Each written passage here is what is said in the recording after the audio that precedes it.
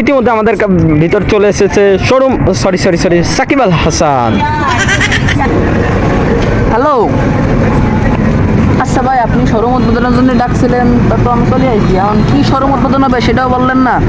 ভাই আপনি বড় পার্কে আইছেন ভাই, আমি আসতেছি 1 মিনিট দাঁড়ান, আপনি 1 মিনিট দাঁড়ান, বড় পার্কে এখনই আসতেছি।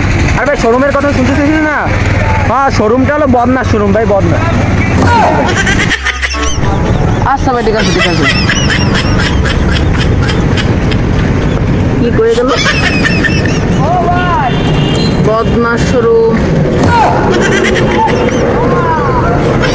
সাকিব ভাই এই যে আমি আইছি আসছি। ও ভাই আইসেন। ভাই চলেন এখনই যাই, শোরুম উদ্বোধন করতে অনেক রাত হয়ে গেছে তো, চলেন তাড়াতাড়ি আসেন। ভাই আমার সবাই বিশেষ করে অলরাউন্ডার নামে চেনে ভাই। এখন যদি আমি সামান্য একটা বদনার শোরুমে যাই ভাই, টেস্টিস থাকে ভাই, সবাই আমাকে উদ্বোধন আল হাসান সরি সাকিব আল হাসান নামে চেনে ভাই। ভাই আপনি বদনাটাই তো আপনার গোপন কাজে লাগান ভাই।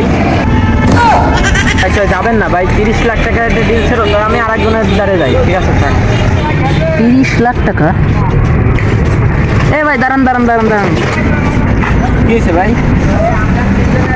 এ ভাই শোনেন ভাই, কোন জায়গায় যেন বলছিলেন যে কোন জায়গাটা থেকে? টাকার লোভ সেলিব্রিটিদের হয় ভাই, আসেন ভাই তো চলেন লন ভাই।